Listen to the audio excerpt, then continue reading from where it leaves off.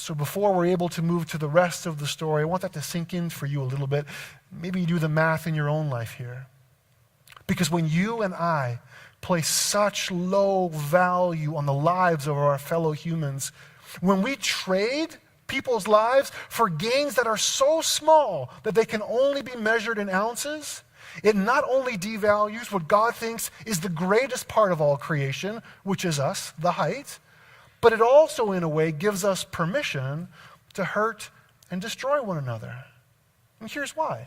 Because if somebody is not worth anything, then it doesn't matter what happens to them or how they feel or whether they're okay or not, whether they're included or left out or whether they live or whether they die.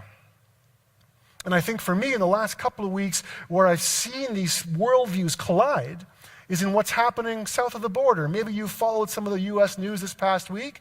As you may or may not know, there was a caravan of thousands of people moving up from Honduras to the southern border of the U.S. And there's been lots of talk about what we can do, what can't be done, what's right and what's wrong, violent voices on both sides. But at the end of the day, when you deal with this issue, and there are details to deal with, the bottom line question is the same thing that we see Abimelech dealing with.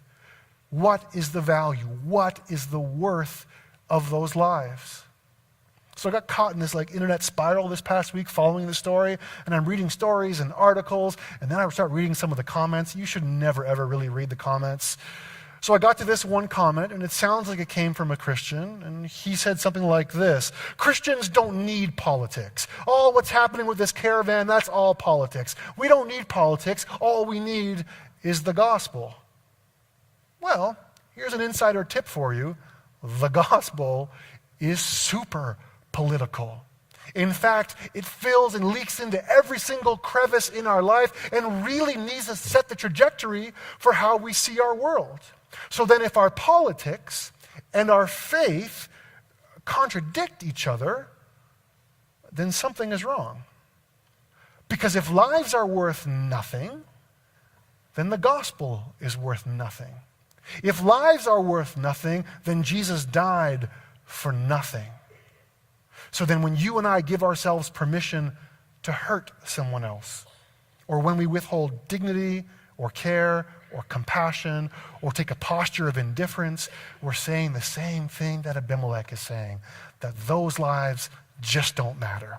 And the only life that really matters is my own. And we know that God cannot stand for that.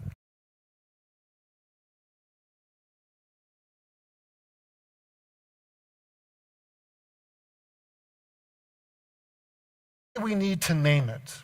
And I think we can safely name what's going on in this part of the story as God's divine judgment.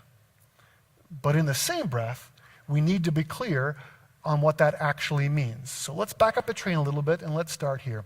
In the Old Testament, we don't have one single word that covers the idea of judgment or punishment. Instead, in biblical language, judgment refers to the effects of human sin, not the penalty or the punishment that God pronounces on a situation or sends on perpetrators. So the phrases that we translate into English with the sense of, we're going to get even, or there's going to be payback, or there's going to be a vengeance, it's more about action and reaction. So perhaps a better way for us to understand it this morning is this: when sin starts and happens, and we see some sort of divine judgment, this is actually bringing things to completion. Think of it like this. So the punishment for sin, in other words, is simply what happens when sin runs its course. The payback or the consequences is what sin looks like when it's fully grown. And so God's wrath, as we've said many times before, isn't retributive. God doesn't hit you back if you hit him first. When the Bible talks about God's wrath, the picture we most often get is God withdrawing, God stepping back, God holding back his mercy, God giving us what we want. Or like we read in this passage, he lets loose the reactions that our actions are calling for. Try to understand it like this. that when God regrettably sees that he must bring judgment on a people, he does not need to assume the role of a violent agent. He need only withdraw his merciful protection and allow violence to turn in on itself. So then, if sin is played out, brought to its completion, we need to understand that part of that completion is always death. That's where sin leads every single time.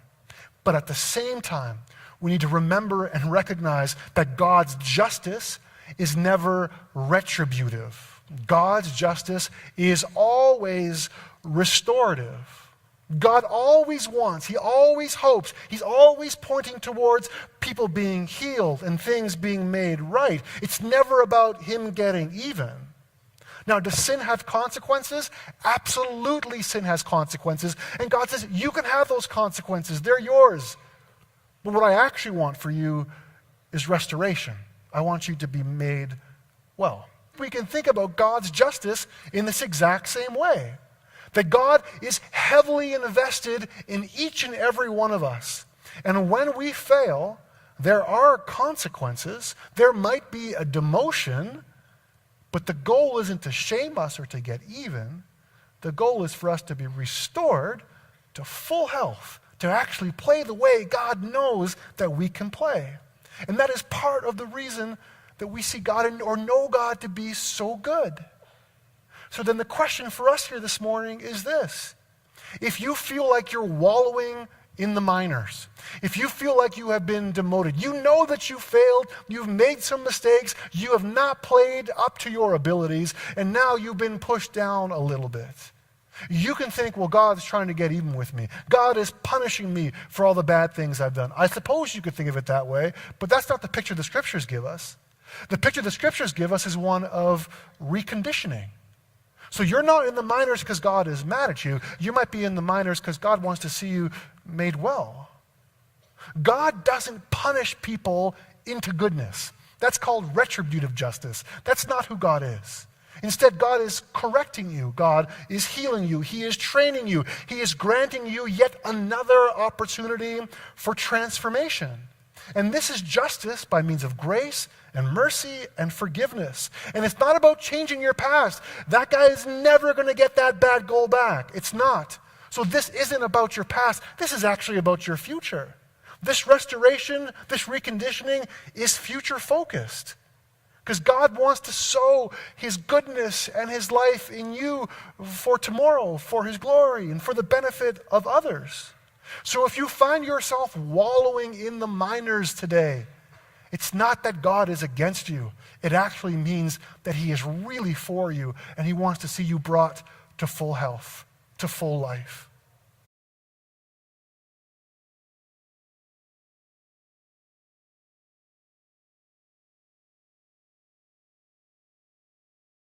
Because to salt the earth is to render it infertile.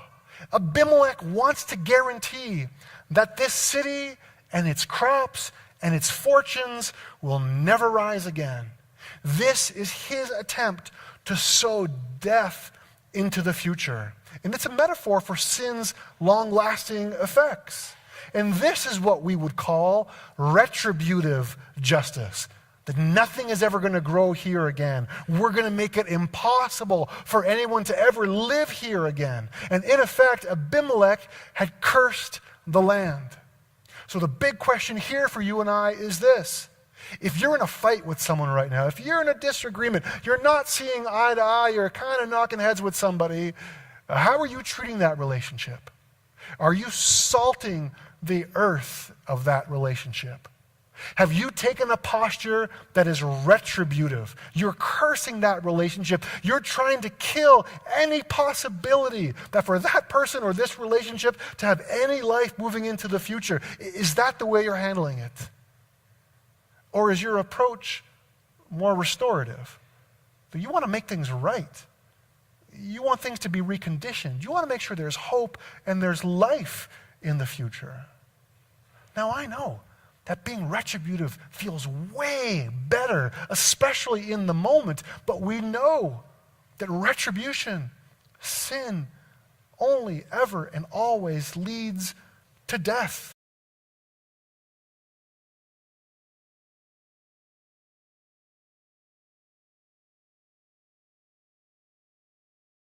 Thomas Merton, he'll tie it up like this. Our false selves are the identities we cultivate in order to function in society with pride and self-possession. Our real selves are a deep religious mystery known entirely only to God. The world cultivates the false self, ignores the real one, and therein lies the great irony of human existence. The more we make of ourselves, the less we actually exist. And so we must come to recognize and acknowledge our false self, but even more to acknowledge the true self that sleeps within us like Lazarus in the tomb, waiting for the voice of Jesus to awaken us to life. So then for you and I this morning, the stopping point is this, that you in your life, are you living in such a way where you're just always trying to grab power?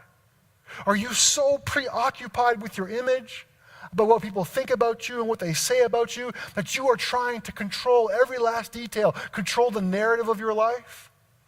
Or do you lock in with this quote, that perhaps you recognize that the self that you are cultivating is not your true self, it's your false self, because it's your pride that's actually directing your every move. So to that this morning, Jesus says, that has to die. All that in you, it has to die. But in its place, Jesus invites us to rise up to the new life that he offers.